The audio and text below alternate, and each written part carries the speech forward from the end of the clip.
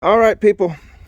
Today we are dealing with a DIY School of Hard Knocks, the hardest way you're going to find it. It is a school of hard knocks when you're dealing with older vehicles. Now, that being said, I don't have no payments. I've never had a payment. But at the end of the day, I was driving my car home from the airport, and just driving right along, it was running fine, and I've done a lot of work to the car, and it just cut out, immediately cut out. Not a stumble, not a rumble, and it just shut right off. And immediately, you go to start it, and the car was turning over very fast. It was like going a lot faster than it normally would. So I knew right away the possibility was the timing belt broke. The situation is, when you get a cold snap like that and you get an older belt on an older car, the tendency is it can break them, okay? And you'll see a lot of that timing belt situations when it gets real cold, and it was very, very cold. However, let me show you what we got here. You see I pulled this cover off here, and this is the inspection port at the top of it. And you see how wadded up this is? This was jammed up right in here. It was like this. And I would normally say, wow, we got an issue, because these are interference engines. And if you know what an interference engine is, it means that there's the clearance on the valves can connect with the pistons if it's in the right position. Now, we may have got a situation that says this is like a unicorn situation. Do you see that little blue mark right there? Excuse me. I used to paint all my stuff with a paint pen, and it was a blue colored paint pen. And if you notice, this one here is at the top, and that one there is along the horizontal of the actual head of the engine. Okay, can you believe that's exactly where that thing stopped? I don't know what you call it, fate, call it whatever you want to call it, but I'm hoping, because when I turn the engine over, a lot of times if they're hitting, it won't turn over. It'll be jammed up against the piston. And this thing, I tried it several times, and it turns over really fast. So I'm hoping that when this broke, it was at the top of the inside the head, where it wouldn't have hurt nothing. Now, there's two ways we can go about this.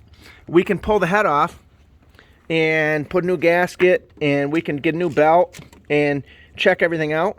But this car has got a lot of miles on it, and the situation is, we're going to hope that maybe we got lucky. Okay, so what I'm going to do is I'm going to pull the bottom part of the cover off, and we're going to get it to top dead center. We're going to reset the a belt and the tensioner on there, and then we're also going to inspect the tensioner, because the tensioner may be, let me see. Let's get this out of the way a minute. Actually, the tensioner and the pulley's nice. But as you can see, I think I put this belt on, now that I'm thinking about it. Look at that. That's just dry cracked from over time. Now, this car has 260,000 miles on it. And I don't know if that's dry cracked or that's where that got wadded up. Anyway, it's definitely, its service life is over. Obviously, because it's broke. No, it isn't where it wadded up. It wadded up there. So actually, that's actually a crack in the belt. There must have been another one just like that where it broke. Yep. Okay, so we're going to go ahead and we're going to get a belt. You can see where it busted. It ripped it right off. That must have been a weak spot. Okay, you can see the cracking.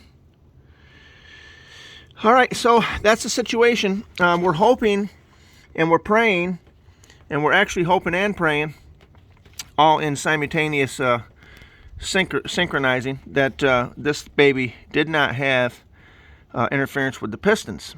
So if it did, we'll have to pull the head off, and we will get some valves and maybe just another head or whatever we got to do to fix this. We're going to fix it.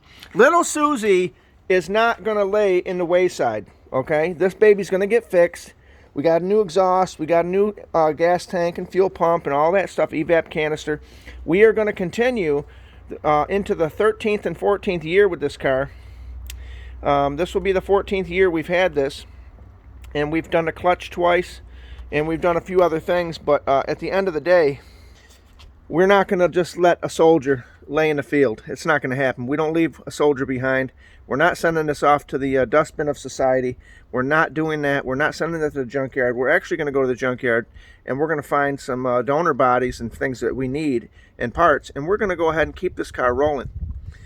This car represents individual freedoms, and it represents a situation that says, no, we're not going to buy an electric car. No, we're not going to buy a brand new car. We're not going to do that because these are just airport runners. These are back and forth. These are money makers. These take you to the airport. These bring you back. As you know, I travel a lot.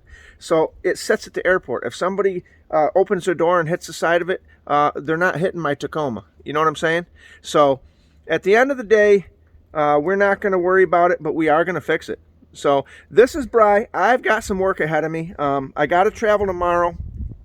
So I don't know if this will get done today 100%, but the weather finally broke. It's about 40 degrees out, and we're going to try to see if we can't get her done. We'll give you an update, and we'll keep you posted. This is Bri. I've got to get on down the road if I expect to get some parts. All right.